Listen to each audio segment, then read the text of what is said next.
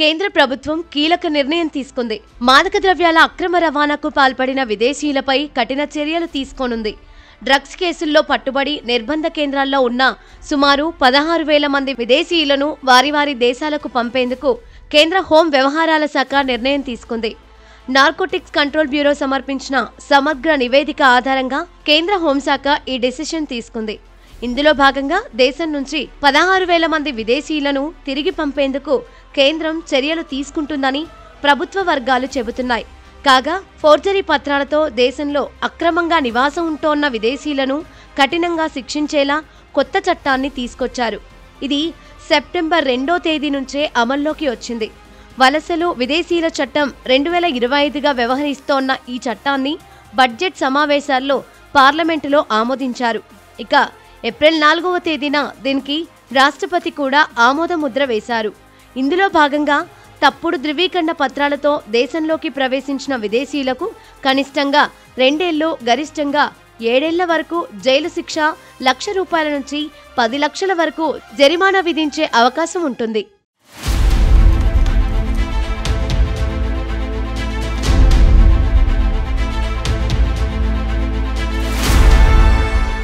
అలాగే ఇండియాలో డ్రగ్స్ అక్రమ రవాణా జరుగుతోందని, ఇందులో ఎక్కువగా విదేశీయులు ఉంటున్నారని కేంద్రం దృష్టికి వచ్చింది. వీసా నిబంధనలు ఉల్లంఘించి అక్రమంగా దేశంలో ఉంటున్నారని ఎన్సీబీ నివేదికలో తెలిపింది. దీని ప్రకారం విదేశీయులు మాదక ద్రవ్యాల స్మగ్లింగ్తో పాటు వాటిని వివిధ ప్రాంతాలకు రవాణా చేయడంలో కూడా చురుకుగా పాలుపంచుకున్నారని తేలింది. వీళ్లందరినీ వివిధ రాష్ట్రాల్లోని డిటెన్షన్ కేంద్రాల్లో ఉంచారట. అయితే కేంద్ర ప్రభుత్వం ఇటీవలే తీసుకొచ్చిన కొత్త వలస చట్టం ప్రకారం ఈ పౌరులను వెనక్కి పంపించే ప్రక్రియ చేపడుతున్నారు అధికారులు. డ్రగ్స్ స్మగ్లింగ్ వంటి నేరాలకు పాల్పడితే దేశ భద్రతకు ముప్పు కలిగించారని కొత్త చట్టాలు చెబుతున్నాయి. అలా చేసిన విదేశీయులను వెనక్కి పంపేందుకు కఠిన నిబంధనలు కొత్త చట్టంలో ఉన్నాయి. ఇక నకిలీ పత్రాలతో ఇండియాలో ఉన్న వీసా గడువు ముగిశాక కూడా దేశంలో ఉంటే ఇదే చట్టం కింద చర్యలు తీసుకుంటారు. ఈ కొత్త చట్టం ద్వారా అక్రమంగా ఇండియాలో ఉంటోన్న విదేశీయులపై చర్యలు తీసుకునేందుకు మార్గం సుగమమైంది.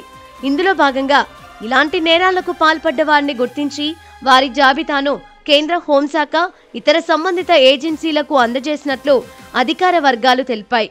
ఈ నేరాలకు పాల్పడ్డ విదేశీయుల్లో ఎక్కువగా బంగ్లాదేశ్, ఫిలిప్పీన్స్, మయన్మార్, మలేషియాతో పాటు నైజీరియా దేశాలకు చెందిన పౌరులు ఉన్నారని తెలిసింది. కొత్త చట్టం యువతకు ఎంతో మేలు చేయనుంది.